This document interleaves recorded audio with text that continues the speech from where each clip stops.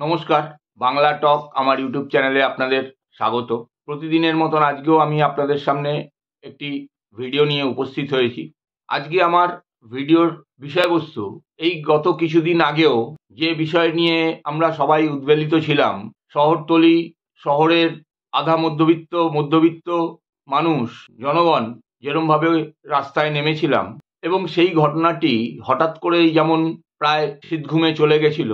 আমরা সকলেই মনে করছিলাম যে ঘটনাটির বোধহয় ইতি ঘটল, এই ঘটনাটি আর বেশি দূর এগোবে না। হঠাৎ করেই দেখলাম আইসিইউ থেকে রুগী যেমন বেরিয়ে আসে, ঠিক সেরমভাবেই একটি রিপোর্টকে কেন্দ্র করে এই ঘটনাটিও আইসিইউ থেকে বেরিয়ে আবার জনগণের সামনে এসে উপস্থিত হয়েছে এবং জুনিয়র ডাক্তাররাও আবার নতুন উদ্যমে আন্দোলন সংগ্রাম সংগঠিত করার চেষ্টা করছে। আমি আরজি করের এই ঘটনা নিয়েই বলতে যাচ্ছি আজকে আমার এই ভিডিও। দেখুন, কিছুদিন আগে সিএফএসএল তার ফরেন্সিক রিপোর্ট পেশ করেছে।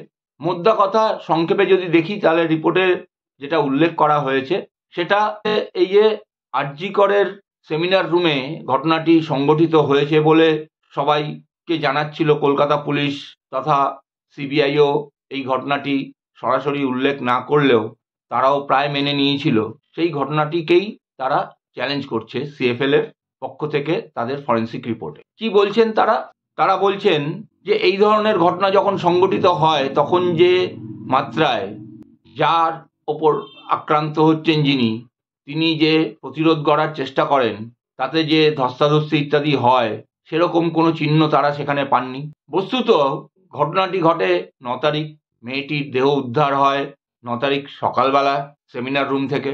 পুলিশি তদন্ত শুরু হয়, পুলিশ তদন্ত করে এবং 40টির মতন নথি তারা উদ্ধার করে, যার মধ্যে মেয়েটির আইডেন্টিটি কার্ড, কিছু নথিপত্র, মোবাইল ফোন, ল্যাপটপ ইত্যাদি আরও অন্যান্য অনেক কিছুই ছিল।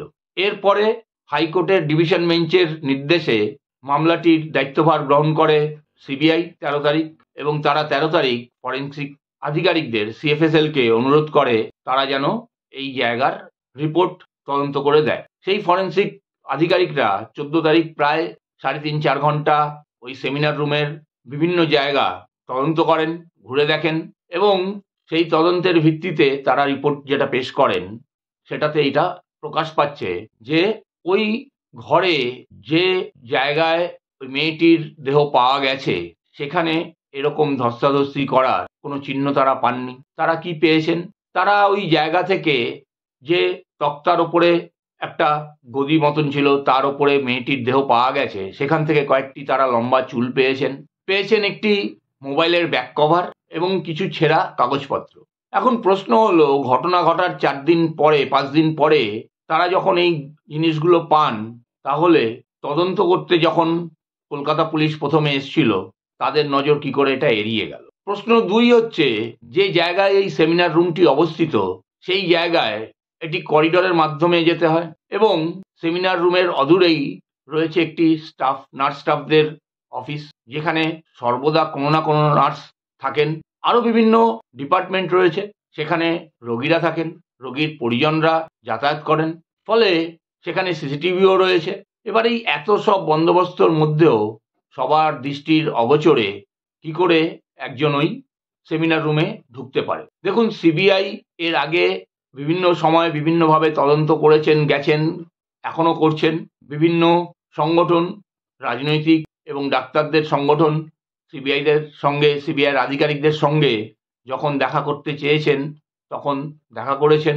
কিন্তু এই সিএফএসএল এর রিপোর্ট পাওয়ার পরে ডাক্তাররা যখন নতুন উদ্যমে আবার আন্দোলনে নামলো এবং তারা সিবিআই দপ্তরে প্রতীকী তালা লাগানোর একটা কর্মসূচি গ্রহণ করলো, তখন আমরা দেখতে পেলাম পুলিশের সঙ্গে তাদের ধস্তাধস্তি, পুলিশের অতিরিক্ত তৎপরতা সিবিআইয়ের অফিসের দপ্তরের সামনে, সিজিও কমপ্লেক্সের সামনে।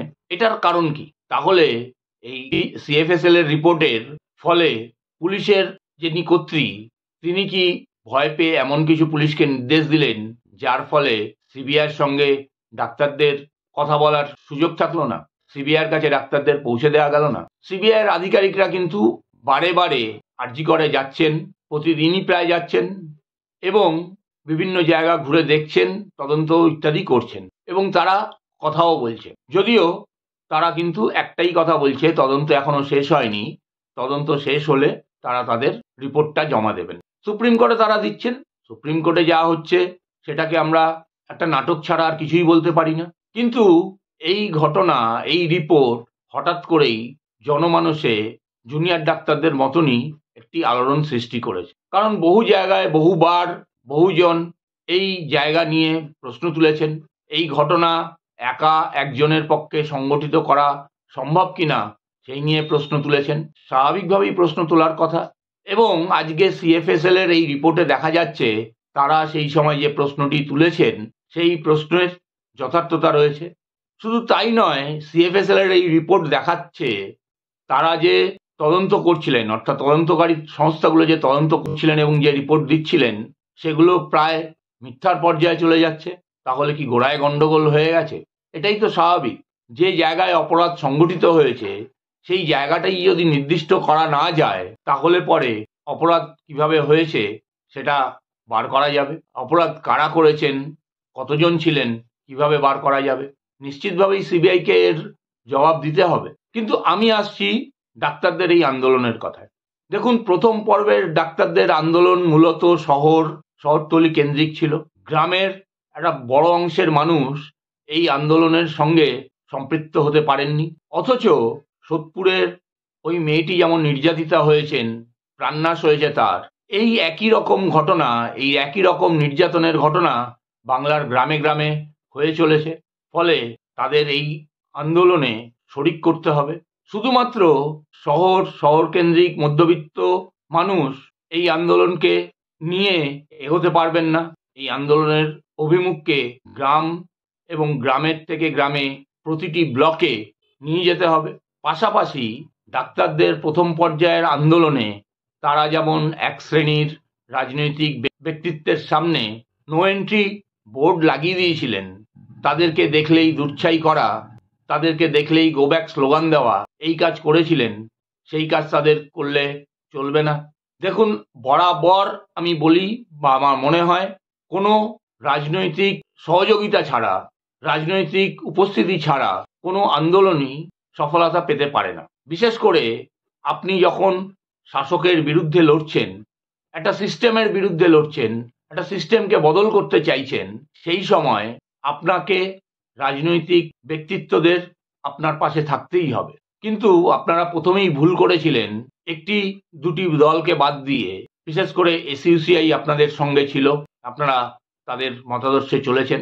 সিপিএম এর একটা অংশ ছিল, কিন্তু তা বাদ দিয়ে মেন স্ট্রিমের বিভিন্ন রাজনৈতিক দলগুলোকে আপনারা দুর্ছাই করে আপনাদের আন্দোলন থেকে দূরে সরিয়ে রেখেছিল। ফলে আপনাদের আন্দোলন শেষ পরিণতি পায়নি। এক্ষেত্রে এবার আপনাদের এই ভুল করলে চলবে না। যারাই আপনাদের কাছে আসবে আপনাদের তাদের সাদরে গ্রহণ করতে হবে। সাধারণ মানুষদের আপনার মঞ্চে জায়গা দিতে হবে, তাদেরকে আরো বেশি করে সম্পৃক্ত করার জন্য আন্দোলনের সঙ্গে, এবং এই রাজনৈতিক দলগুলোকে কাজে লাগিয়েই আপনার আন্দোলনকে শহর থেকে গ্রামে, ব্লকে ব্লকে, জেলায় জেলায় ছড়িয়ে দিতে হবে। তবেই এই আন্দোলনের সঠিক পরিণতি পাওয়া যায়। সাথে সাথে অবশ্যই করে আন্দোলনকে একটি নির্দিষ্ট বিষয়ের ওপরে কেন্দ্র না করে রেখে আন্দোলনটাকে আপনার ব্যবস্থার বিরুদ্ধে নিয়ে যেতে হবে। অবশ্যই ব্যবস্থা বলতে আমি এই স্বাস্থ্য ব্যবস্থা, তার পরিচালন ব্যবস্থা ইত্যাদির কথা বোঝাতে চাইছি। এবং যারা এই ব্যবস্থাটাকে পরিচালনা করে তাদের বিরুদ্ধে আপনাদেরকে রুখে দাঁড়াতে হবে। এবং এর কাজে শুধুমাত্র শহরতলিতে আন্দোলন করে কোনো লাভ হবে না, যতক্ষণ পর্যন্ত না এই আন্দোলন আপনারা গ্রামেগঞ্জে নিয়ে যেতে পারছেন, গ্রামেগঞ্জের মানুষকে এই আন্দোলনে সামিল করতে পারছেন।